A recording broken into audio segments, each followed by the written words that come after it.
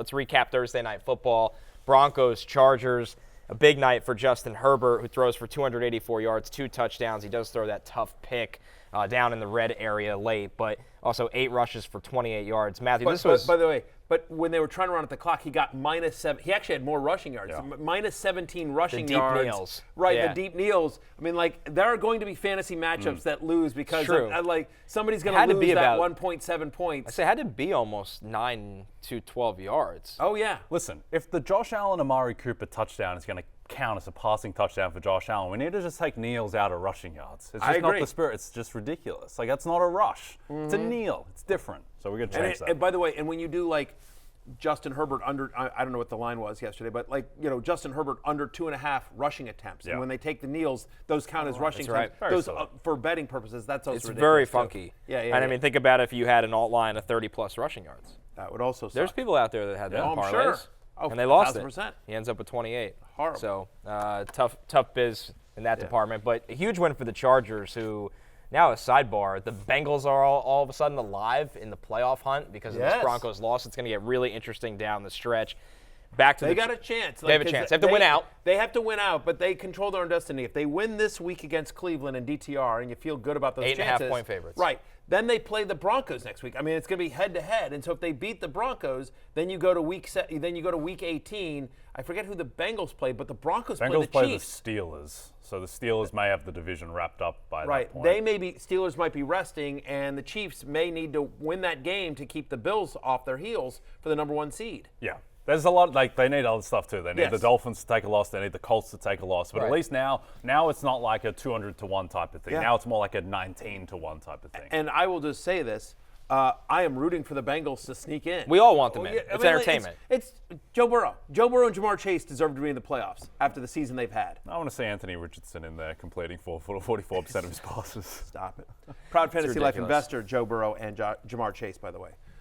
Just want to mention that. Yeah, I know. It's noted. Yeah. Please Good night for Ladd McConkey. Catches all 6 of his targets. Intel Comic Dog, not a proud Fantasy Life investor. Not yet. Yes. But we will reach out to him. We would love to have the dog on the cap table. Yeah. Good. As we look at the Chargers receiving leaders, Ladd McConkey gets the bulk of the target share here. He was McConkulous. Turns that into 87 yards. He really is just incredible. Feels like he's always open. Josh Palmer with the unbelievable. That was amazing. One of the catches of the year. The 2-point conversion, tipped it to himself. Right. It looked like it was going into the stands. Yeah. And all of a sudden, he just tips the ball up and catches it. And it's not like he tipped it, like he had to twist to tip it up. Yeah, like he had the body control was insane. Drag the back foot. Yeah, just incredible play. And the other exactly thing what it looked like. Yeah, it didn't look anything like that. But the other thing is that and the Palmer's play was so good that I think it sort of overshadowed the touchdown pass to Darius Davis. And that was ridiculous. It's one of the best throws I've ever seen. Herbert going to his left off basically 1 foot and just flicks it to Darius Davis in stride for a touch. I was watching that, and I literally said holy, and I said a word that I won't say on TV here. And my wife is like, what? Like she was half on Instagram, half watching the game. I'm like, Justin Herbert just made one of the most ridiculous throws I've ever seen in my life. I think you said that same word when we brought to your attention that the NFL Twitter account was tweeting out the Gladiator as the nickname for McConkulous. Stop it. He's not a gladiator. Now, I'm sorry. He's 185 pounds. I get it, to be fair. But last night, because he's playing banged up. So that gives him a gladiator element, right? It's kind of Greek, heroic. He's playing to his banged up ankle. I guess so. His shoulder, too. He's pretty beat up, yeah. I don't know. The gladiator just feels like it's trying too hard. It's a little silly. Yes. McConkulous is also ridiculous. Yes, but it's ridiculous in a fun way. Yeah, gladiator's just trying too hard. Yeah, I don't know where I land. McConkulous is good, and I tell you when your nicknames are terrible. Yes, you do. To be fair. No, it's McConkulous is. Makes you think. I'm going to roll with that for now. Yeah, the best part is if you love both, you can say both. You can indeed. Gladiator McConkulous. Yeah, I got to get a hold of whoever runs the NFL social account and be like, really, Gladiator? Let's start pushing McConkulous. But no, you guys are always honest. That is one thing I will say about the two of you. You don't have two people that just agree with your I don't mind. You didn't want that. And boy, did you get what you wanted. You set the bar low with CSUT, but McConkulous is certainly better than that. That Justin Herbert throw, and this is probably been better throws, but I can't remember better throws since remember the Stafford no-look one in the Super Bowl? Like, that's, to me, like, the coolest throw. But they had Herbert throw because, as they mentioned on the broadcast, it looked like he was about to throw it away. Yeah, and then the last second was like, I'm just going to throw a 100th percentile difficulty touchdown pass instead. Well, he saw Darius Davis. And, by the way, I mean, Darius Davis is like the 5th or 6th option in that passing offense as well. Like, you have to check if he's active. Right. That's where we're at, usually. Yeah, I mean, he's usually a special teams guy. Right. I mean, they talked about it. I think that was his first career receiving touchdown. He scored a special teams one, but anyway, just a ridiculous play. But back to McConkey, 5th straight game now with at least 14 or more fantasy points. So much attention on Malik Neighbors and Marvin Harrison Jr. and Brian Thomas Jr., etc.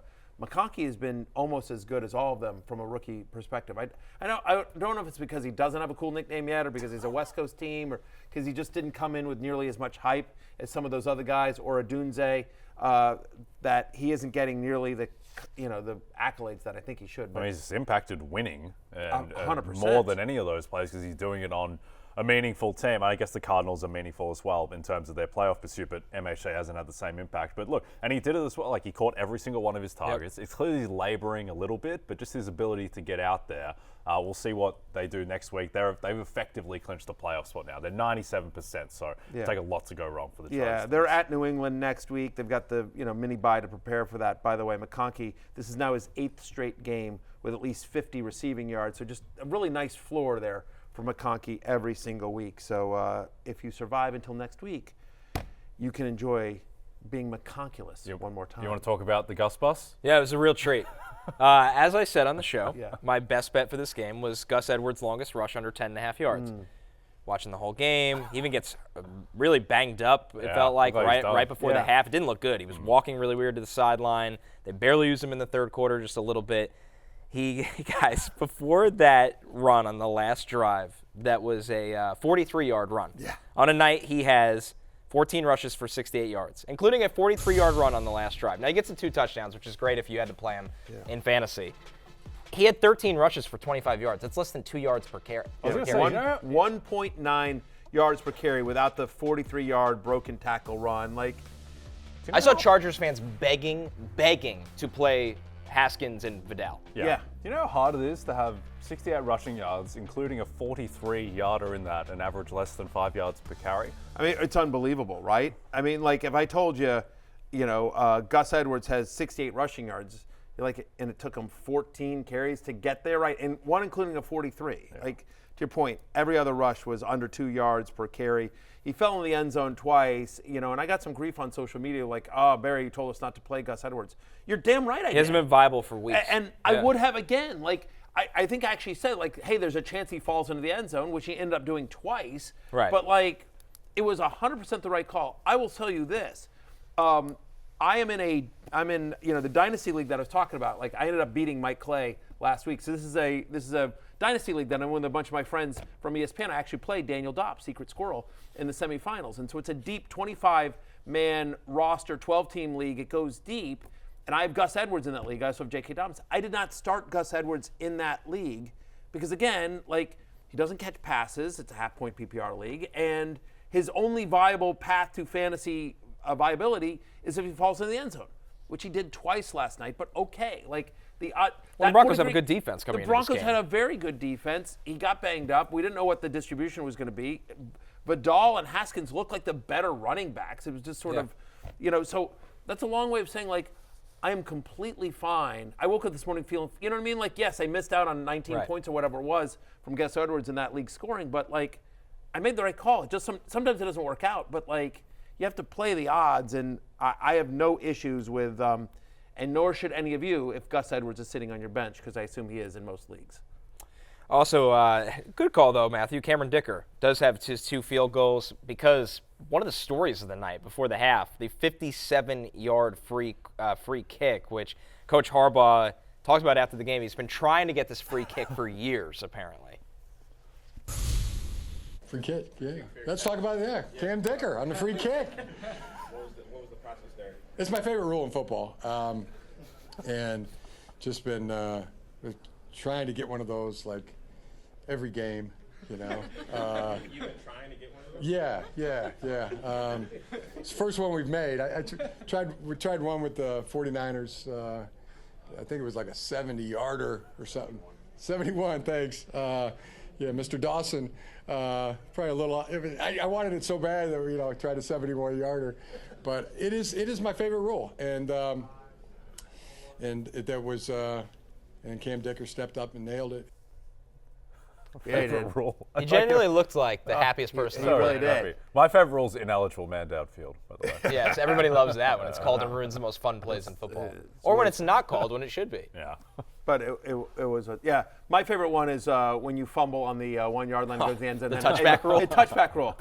Good. That one is the worst. No, That one's I'm the worst not rule. with you there. That's all the most begging for it valuable to real go. estate on the field. You should be punished if you fumble. You shouldn't be punished. I don't want to. We're going to drill into a debate about that. No, you shouldn't be punished to the extent that it shouldn't be different than any other fumble. I'm sorry. You're already being penalized because you're fumbling in the most valuable territory. So, yeah. You know what rule I have grown to It should despise be at the 1 yard line this year is horse collar tackle. Because now we've reached a point where imagine number one tackling someone who's 6'6", 230 pounds, and there's a lot of quarterbacks that are gigantic and fast now. But if you're not digging the shoulder pad out and throwing a guy by them, you're just reaching and you kind of fall towards the nameplate. They call it all the time now. No, the worst is the unnecessary roughness, the low bar against quarterbacks. The one Correct. last night, Daniel Day, Justin Herbert last night with the acting job for the ages. Why are we treating quarterbacks like deities? Why do they get? Well, I'll tell you why. I know they're the because reason they people mean watch games. But still, that's it's right. That's why they're paid $55 That last million. night was ridiculous. Right. No, I agree with you. You understand how bad a quarterback has to be for you to put Micah Parsons on the graphic instead of. right. You know what I mean? That's the problem. That's the thing. get it. But it's not very. It's not whatever. right. It's Patrick Mahomes versus C.J. Stroud, right? It ain't. It ain't Carson Nico Wentz Collins versus versus DeAndre Hopkins. Whether rightfully or wrongfully, that's the reason why. But I am with you, Jay, in the sense that call it when it's real. But some of these if after the throw and they just get pushed a little bit, they're flopping. They're like Vlade Divac. There's a reference you get. There you go. Yeah. Anyway, yes, Dicker the kicker, Harbaugh, very exciting. That was a very fun play. Hey, it's Matthew Berry from NBCSports.com and Rotoworld.com, and I want to thank you so much for watching whatever it is you just watched, or if nothing else, being too lazy to click out of the autoplay after this video started, after whatever it is you actually wanted to watch finished. But now that you're here, I'd like to take a moment here to ask you respectfully now, okay? I'm asking you respectfully to subscribe to the NFL on NBC YouTube channel. You'll get the latest Roto-World fantasy news headlines, all sorts of great shows, including my own Fantasy Football Happy Hour. So go subscribe now. Again, I'm asking respectfully.